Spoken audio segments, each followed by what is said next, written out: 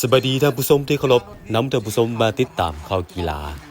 สหพันธ์กีฬารถถีบแห่งชาติลาวจัดการแข่งขันรถถีบสิงขันประธานสหพันธ์รถถีบแห่งชาติประจำปี 2025 ในตอนเช้าวันที่ 26 เมษายนผ่านมาโดยมีศาสตราจารย์ปริญญาเอกหงคำสุวรรณวงศ์ประธานสหพันธ์กีฬารถถีบแห่งชาติลาวทั้งเป็นรองประธานสหพันธ์กีฬารถถีบอาเซียนพร้อมด้วยคณะผู้ชอบจัดการแข่งขันผู้ให้การสนับสนุนและนักกีฬาเข้าร่วมการแข่งขันครั้งนี้จัดขึ้นเพื่อส่งเสริมให้เยาวชนวัยหนุ่มและสังคมมักหักในการขี่รถถีบเพื่อสุขภาพและมิตรภาพทั้งเป็นการสร้างโอกาสให้นักกีฬาได้ทดสอบความสามารถสร้างผลงานเพื่อโอกาสติดทีมชาติไปแข่งขันในระดับต่างๆทั้งภาคพื้นและสากลโดยเฉพาะซีเกมครั้งที่ 33 ที่ประเทศไทยในเดือนธันวาคมปีนี้ทั้งเป็นการใกล้เคียงความพร้อมสู่งานกีฬาแห่งชาติครั้งที่ 12 ที่นครหลวงเวียงจันทร์ในเดือนพฤศจิกายน 2025 นี้งานครั้งนี้มีนักกีฬาเข้าร่วม100 กว่าคนยิง15 คนที่มาจากสโมสรต่างๆในนครหลวงเวียงจันทร์แขวงเวียงจันทร์สวรรณเขตคำมวลและบ่อแก้วแบ่งการแข่งขันออกเป็น4รายการคือรุ่นโอเพ่นประเภททรายนำใส่รถถีบเสือหมอบระยะทาง98 กิโลเมตรรุ่นอายุ40 ปีขึ้นไปประเภททรายนำใส่รถถีบเสือหมอบระยะทาง98 กิโลเมตรรุ่นอายุ50 ปีขึ้นไปประเภททรายนำใส่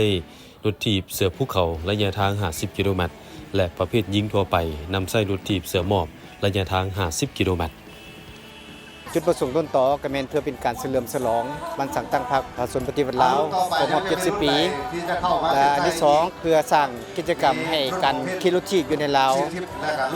มีการพัฒนาหลายขึ้นนอกจากนั้นก็แม่นเพื่อเป็นการคัดเลือกนักกีฬารถถีบของลาวนี่เพื่อการเตรียมเข้าร่วมการแข่งขันซีเกมในไทยปีนี้แล้วก็นอกจากนั้นเตรียมพร้อมในการจัดการแข่งขันกีฬาแห่งชาติในไทยปีเช่นเดียวกันซึ่งการแข่งขันมื้อนี้นี่นอกจากนักกีฬาอยู่จำมาจากนครหลวงแล้วก็มีนักกีฬามาจากต่างแขวงน้ำมาจากบ่อแก้วมาจากสวรรณเขตมาจากแขวงเวียงจันทร์ซึ่งเป็นการเต้าโฮมบรรดานักกีฬาขี่รถถีบทั้งหลายให้มีกิจกรรมในการแข่งขันเพราะว่าถ้าพวกเขามีจัดการแข่งขันกีฬารถถีบเรื่อยๆเราจะมีการพัฒนาและก็จะให้เป็นการระดมนักกีฬาขี่รถถีบหลายขึ้นในประเทศเราสำหรับเส้นทางการแข่งขันทุกรุ่นแม่นปล่อยตัวอยู่หน้าปั๊มน้ำมันโศกไซบ้านหนองดาเมืองศรีโคตรตะบองนครหลวงเวียงจันทร์ถนน A11 หา3แยกบ้านปากตอนเลี้ยวขวาเข้าเส้นทางเมืองสังทองบ้านเปียลาดออกสู่4แยกบ้านโคกแห่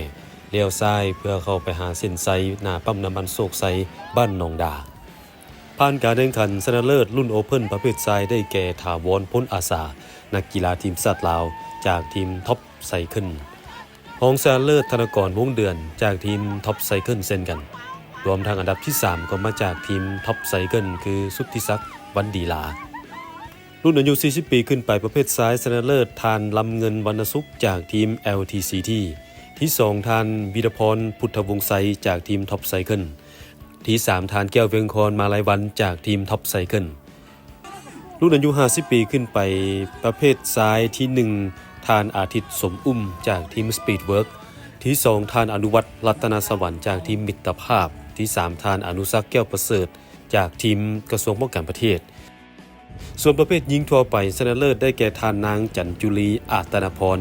รองชนะเลิศทานนางโบที่3ทานนางกีตา